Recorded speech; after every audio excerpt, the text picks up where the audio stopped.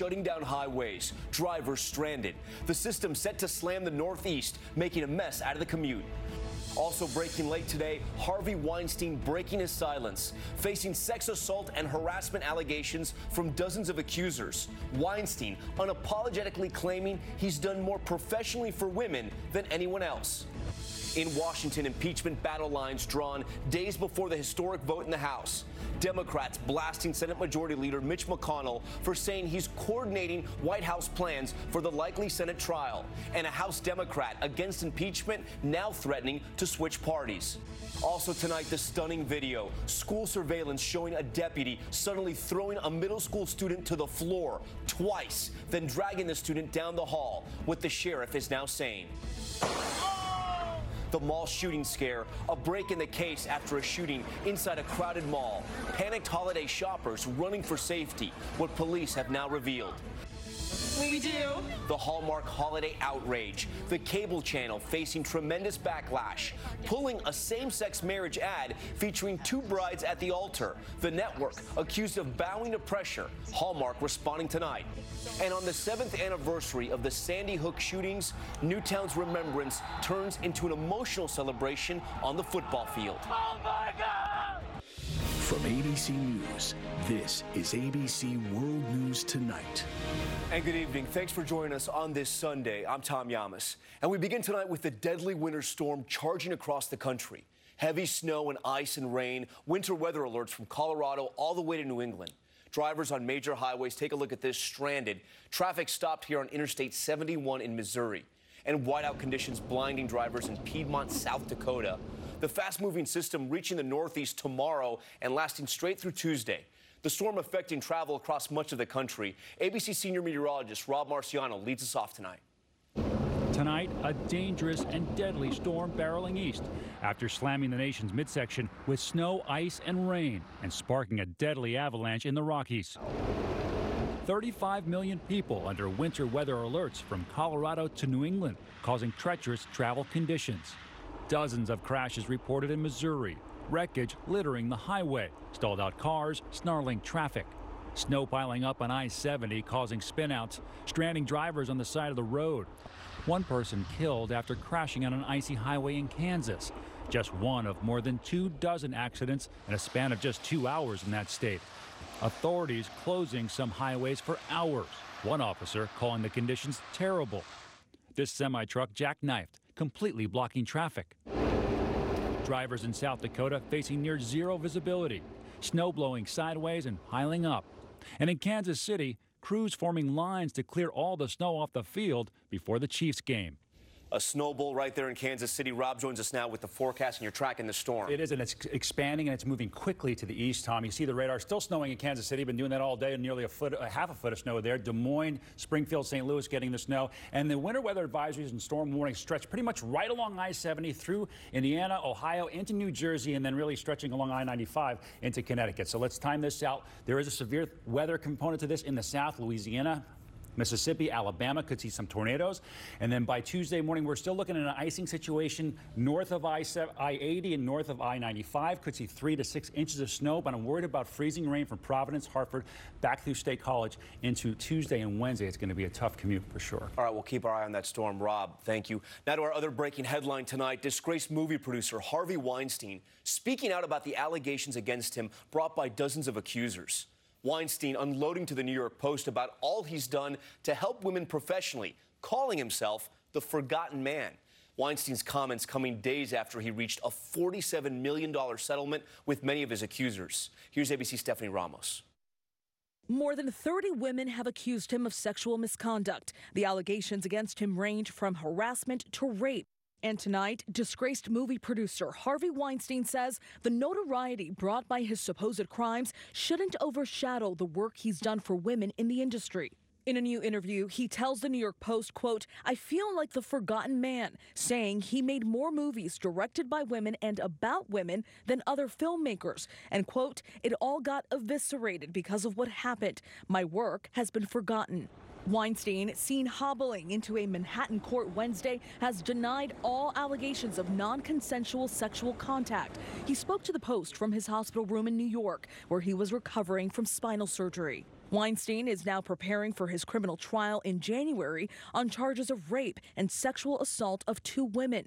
One of his accusers, Mimi Haleyi, says Weinstein forced himself on her in 2006 when she was working as a production assistant. Women have the right to say no.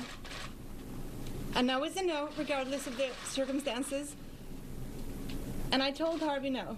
And this week, word of a $47 million settlement in the civil cases brought by dozens of accusers. Weinstein is not required to admit to any wrongdoing, and the money would reportedly be paid by his studio's insurance company, not out of Weinstein's own pocket.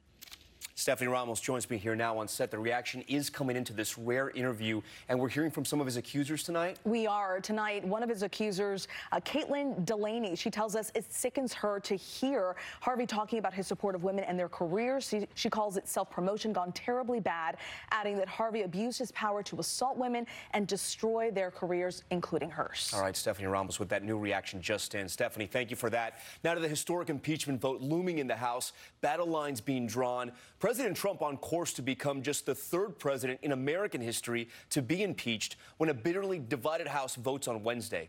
President Trump again railing against Democrats, calling it a, quote, impeachment hoax. A top Democrat accusing Senate Majority Leader Mitch McConnell of complete subversion for coordinating with the White House over the impeachment trial. And now a Democratic freshman congressman against impeachment threatening to switch parties. ABC's David Wright is at the White House. Even before the House of Representatives votes to impeach President Trump, Republicans are already declaring the process dead on arrival in the Senate. I am clearly made up my mind. I'm not trying to hide the fact that I have disdain for the accusations in the process, so I don't need any witnesses. Senate Majority Leader Mitch McConnell has said Senate Republicans will be in total coordination with the White House over how the trial proceeds. The question is, why are Republicans placing this president above their oath of office? That has Democrats crying foul, with one congresswoman calling for McConnell to recuse himself. And here you have the Majority Leader of the Senate, in effect the foreman of the jury, saying he's going to work hand in glove with the defense attorney. That's a violation of the oath that they're about to take, and it's a complete subversion of the constitutional scheme. McConnell won't have carte blanche. Under the Constitution, when the President of the United States is tried, the Chief Justice shall preside to ensure fairness. I think this is the beginning of the end for this show trial that we've seen in the House. I think it's going to come to the Senate. We're going to have fair proceedings. Today, a new poll from Fox News shows more registered voters than not favor impeaching and removing Trump from office, which led President Trump to attack his favorite network today, tweeting, "Fox News polls, always inaccurate, are heavily weighted toward Dems. So ridiculous." The president and his allies are putting pressure on more than 24 Democrats running for re-election in districts Trump won, with at least one big success. Congressman Jeff Van Drew of New Jersey has spoken out in the past against impeachment. I would imagine that I'll be voting no. Now, the freshman Democrat, facing a tough re-election fight, is expected to cross the aisle and join the Republican Party ahead of Wednesday's vote. President Trump tweeted today, "Wow, that would be big. Always heard Jeff is very smart." All right, David Wright joins us now live from the White House. And David, one other big item of business this week, the House will pick impeachment managers to present the case to the Senate. That's right, Tom. This is a high-profile job, highly coveted, and it's expected that one of the familiar Democrats from the Judiciary or Intelligence Committees would be the impeachment managers. But today, a new name emerged, Congressman Justin Amash of Michigan. He's a former Republican who became an independent earlier this year, but it's not clear that Speaker Nancy Pelosi is open to that, Tom. David Wright for us from the White House. David, thank you for that. Next tonight, new developments in the chaotic shopping mall shooting outside of Atlanta. Police arresting 2 suspects after shots were fired inside of the mall, sending holiday shoppers into a panic. Authorities say the shooting started as an argument in the food court and then escalated. Here's ABC's Zachary Quiche. Tonight, 2 teenagers arrested after a terrifying mall shooting that sent holiday shoppers running for their lives. Everybody is running outside. They're advising that shooting's happening downstairs. Dramatic video highlights the level of chaos and confusion Saturday at the Cumberland Mall near Atlanta. I'm just thanking God I'm still alive. Watch as parents, fearing the worst, shield children, some tossing chairs and dropping shopping bags in a rush for cover. There was a lady with her children. She was in pure pandemonium. She didn't know what was going on. There was an elderly woman on the floor. Officers carrying assault rifles swarmed the scene, searching for the gunman. Police say an argument between a group of men in the food court escalated, leaving one shot. Police have arrested 18-year-old Zaire Danulal, charging him with aggravated assault, and 19-year-old Jawir Pons, charging him with reckless conduct and carrying a concealed weapon. Luckily, it was not an active shooter incident, but it did have a high response out of abundance of caution due to the area shoppers. Police are calling this an isolated incident and say the victim is recovering from non-life-threatening injuries. Tonight, that mall has reopened. Tom? Zachary Quiche for us. Zachary, thank you. And there are new developments in the murder of a college freshman here in New York. The urgent manhunt for suspects wanted for the gruesome murder of Barnard College freshman Tessa Majors. Investigators say a 13-year-old charged with felony murder has implicated 2 other teens in the case. A 14-year-old question has been released.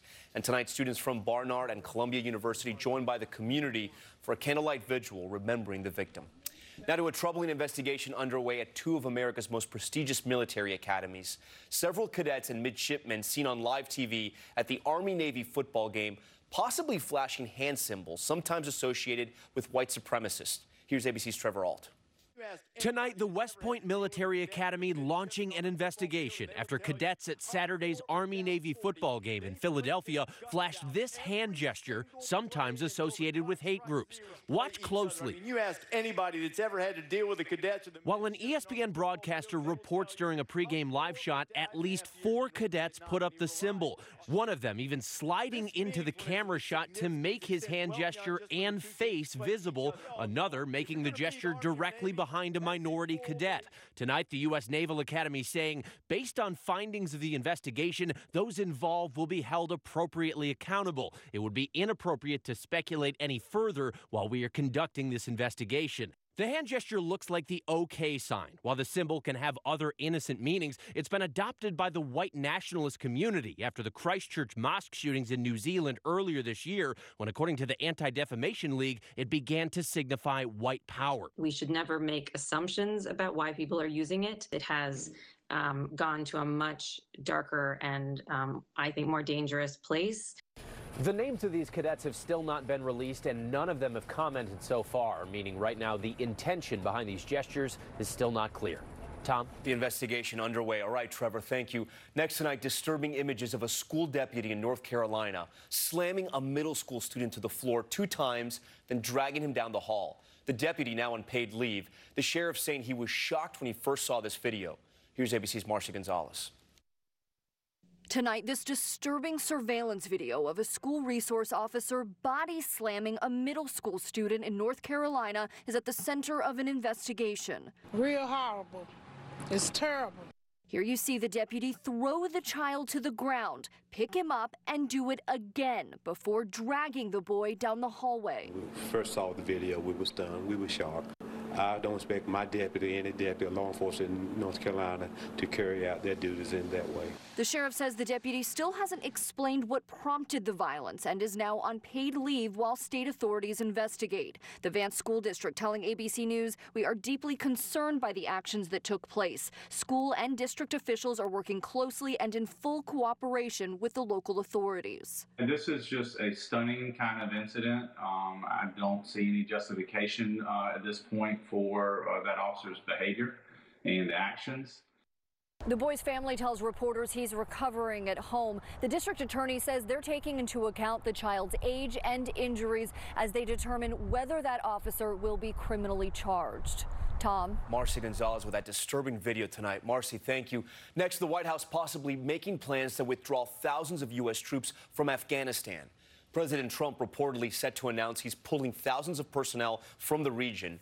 No word on when the withdrawal would begin. The Pentagon telling ABC News U.S. forces have not yet received orders to reduce troop levels in Afghanistan. And the U.S. Navy under pressure to increase security at U.S. facilities following the likely terror attack at the Naval Air Station in Pensacola. Dozens of Navy pilots have reportedly written a letter demanding they be allowed to carry guns on base. 3 people were killed when the